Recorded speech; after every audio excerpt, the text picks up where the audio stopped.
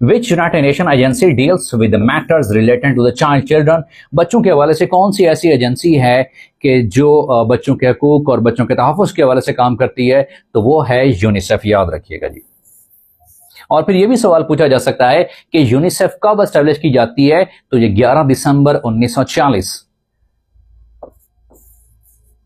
11 दिसंबर 1946 को ये एस्टैब्लिश्ड होती है।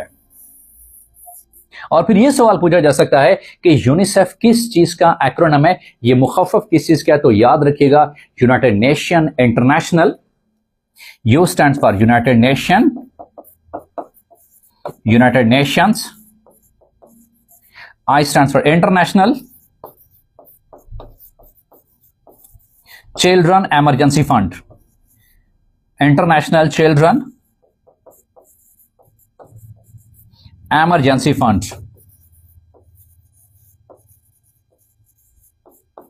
So UNICEF stands for and United Nation International Children's आएगा, Children's एमरजेंसी फंड। तो यूनिसेफ के हवाले से यह सवाल पूछा हुआ था। और फिर यह भी सवाल पूछा जा सकता है कि यूनिसेफ कब एस्टैब्लिश होती है, तो ये 11 दिसंबर 1946 को एस्टैब्लिश होती है।